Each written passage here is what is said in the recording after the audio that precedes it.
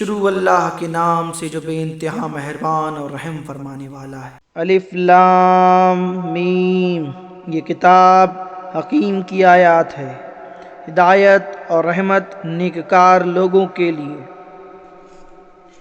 جو نماز قائم کرتے ہیں، زکوٰۃ دیتے ہیں اور آخرت پر یقین رکھتے ہیں۔ یہی لوگ اپنے رب کی طرف سے اور راہ راست پر ہیں، اور یہی فلاح پانے والے ہیں۔ اور انسانوں ہی میں سے کوئی ایسا بھی ہے جو کلام دل فریب خرید کر لاتا ہے تاکہ لوگوں کو اللہ کے راستے سے علم کے بغیر بھٹکا دے اور اس راستے کی دعوت کو مذاق میں اڑا دے۔ ایسے لوگوں کے لیے سخت ذلیل کرنے والا عذاب ہے۔ اسے جب ہماری آیات سنائی جاتی ہے تو وہ بڑے گھمنڈ کے ساتھ اس طرح رخ پھیر لیتا ہے گویا کہ اس نے انہیں سنا ہی نہیں، گویا کہ اس کے کان بہرے ہیں۔ اچھا وہ سنا دو اسے ایک دردناک عذاب کا، البتہ جو لوگ ایمان لے آئیں اور نیک عمل کریں ان کے لیے نعمت بھری جنتیں ہیں جن میں وہ ہمیشہ رہیں گے۔ یہ ہے اللہ کا پختہ وعدہ ہے اور وہ زبردست اور حکیم ہے۔ اس نے آسمانوں کو پیدا کیا بغیر ستونوں کے جو تم کو نظر آئیں۔ اس نے زمین میں پہاڑ جما دیے تاکہ وہ تمہیں لے کر ڈھلک نہ جائے۔ اس نے ہر طرح کے جانور زمین میں پھیلا دیے اور آسمان سے پانی برسایا اور زمین میں قسم قسم کی عمدہ چیزیں اگا دی۔ یہ تو اللہ کی تخلیق ہے، اب ذرا مجھے دکھاؤ ان دوسروں نے کیا پیدا کیا ہے۔ اصل بات یہ ہے کہ ظالم لوگ سرح گمراہی میں پڑے ہوئے ہیں۔ ہم نے لقمان کو حکمت عطا کی تھی کہ اللہ کا شکر گزار ہو۔ جو کوئی شکر کرے اس کا شکر اس کے سامنے ہی کے لیے مفید ہے، اور جو کفر کرے تو حقیقت میں اللہ بے نیاز اور آپ سے آپ محمود ہے۔ یاد کرو جب لقمان اپنے بیٹے کو نصیحت کر رہا تھا تو اس نے کہا، بیٹا خدا کے ساتھ کسی کو شریک نہ کرنا۔ حق یہ ہے کہ شرک بہت بڑا ظلم ہے، اور یہ حقیقت ہے کہ ہم نے انسان کو اپنے والدین کا حق پہچاننے کی خود تاکید کی۔ اس کی ماں نے زیف اٹھا کر اسے اپنے پیٹ میں رکھا اور 2 سال اس کا دودھ چھوٹنے میں لگے۔ اس لیے ہم نے اس کو نصیحت کی ہے کہ میرا شکر کرے اور اپنے والدین کا شکر بجا لائے۔ میری ہی طرف تجھے پلٹنا ہے، لیکن اگر وہ تجھ پر دباؤ ڈالیں کہ میرے ساتھ تو کسی اور کو شریک کرے تو نہیں جانتا تو ان کی بات ہرگز نہ مان۔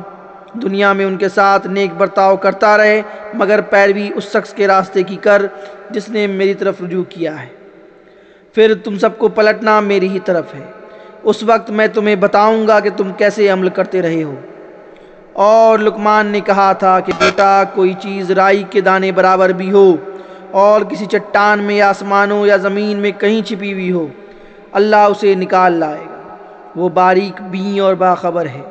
بیٹا نماز قائم کر، نیکی کا حکم دے، بدی سے منع کر، اور جو مصیبت بھی پڑے اس پر صبر کر۔ یہ وہ باتیں ہیں جن کی بڑی تاکید کی گئی ہے۔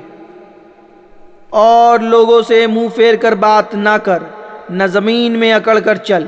اللہ کسی خود پسند اور فخر جتانے والے شخص کو پسند نہیں کرتا۔ اپنی چال میں اعتدال اختیار کر اور اپنی آواز ذرا پست رکھ۔ سب آوازوں سے زیادہ بری آواز گدھوں کی آواز ہوتی ہے۔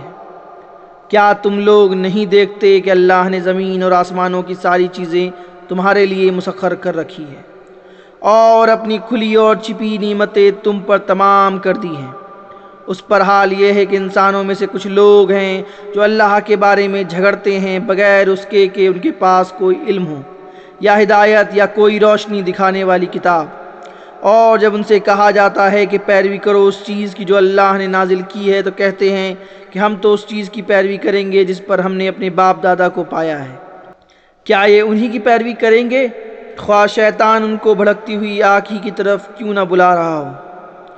جو شخص اپنے آپ کو اللہ کے حوالے کر دے اور عملاً وہ نیک ہو، اس نے فی الواقع ایک بھروسے کے قابل سہارا تھام لیا، اور سارے معاملات کا آخری فیصلہ اللہ ہی کے ہاتھ ہے۔ اب جو کفر کرتا ہے اس کا کفر تمہیں غم میں مبتلا نہ کرے، انہیں پلٹ کر آنا تو ہماری ہی طرف ہے، پھر ہم انہیں بتا دیں گے کہ وہ کیا کچھ کر کے آئے ہیں۔ یقیناً اللہ سینوں کے چھپے ہوئے راز تک جانتا ہے۔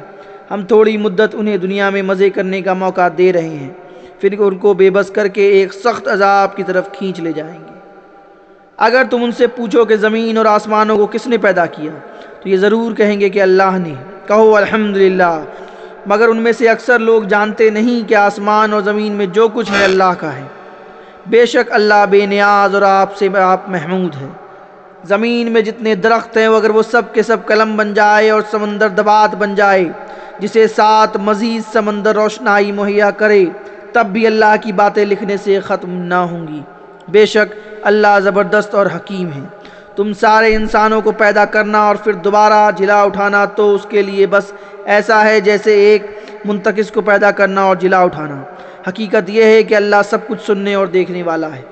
کیا تم دیکھتے نہیں ہو کہ اللہ رات کو دن میں پروتا ہے اور لے آتا ہے اور دن کو رات میں؟ اس نے سورج اور چاند کو مسخر کر رکھا ہے، سب ایک وقت مقرر تک چلے جا رہے ہیں۔ اور کیا تم نہیں جانتے کہ جو کچھ بھی تم کرتے ہو اللہ اس سے باخبر ہے؟ یہ سب کچھ اس وجہ سے ہے کہ اللہ ہی حق ہے اور اسے چھوڑ کر جن دوسری چیزوں کو یہ لوگ پکارتے ہیں وہ سب باطل، اور اس وجہ سے کہ اللہ ہی بزرگ و برتر ہے۔ کیا تم دیکھتے نہیں ہو کہ کشتی سمندر میں اللہ کے فضل سے چلتی ہے تاکہ وہ تمہیں اپنی کچھ نشانیاں دکھائے؟ در حقیقت اس میں بہت سی نشانیاں ہیں ہر اس شخص کے لیے جو صبر اور شکر کرنے والا ہے۔ اور جب سمندر ان لوگوں پر ایک موج صاحبہ کی طرح چھا جاتی ہے تو یہ اللہ کو پکارتے ہیں اپنے دین کو بالکل اسی کے لیے خالص کر کے، پھر جب وہ بچا کر انہیں خشکی تک پہنچا دیتا ہے تو ان میں سے کوئی اقتضا برتتا ہے اور ہماری نشانیوں کا انکار نہیں کرتا، مگر وہ ہر شخص جو غدار اور ناشکر ہے۔ لوگو بچو اپنے رب کے غضب سے اور ڈرو اس دن سے جب کوئی باپ اپنے بیٹے کی طرف سے بدلہ نہ دے گا اور نہ کوئی بیٹا ہی اپنے باپ کی طرف سے کچھ بدلہ دینے والا ہوگا۔ فی الواقع اللہ کا وعدہ سچا ہے۔ بس یہ دنیا زندگی تمہیں دھوکے میں نہ ڈالے اور نہ دھوکے باز کو اللہ کے معاملے میں دھوکہ دینے پائے۔ اس گھڑی کا علم اللہ ہی کے پاس ہے اور وہی بارش برساتا ہے، وہی جانتا ہے کہ ماؤں کے پیٹے میں کیا پرورش پا رہا ہے۔ کوئی منتصف نہیں جانتا کہ کل وہ کیا کمائی کرنے والا ہے، اور نہ کسی شخص کو یہ خبر ہے کہ کس سرزمین میں اس کی موت آئی ہے۔ اللہ ہی سب کچھ جاننے والا اور باخبر ہے۔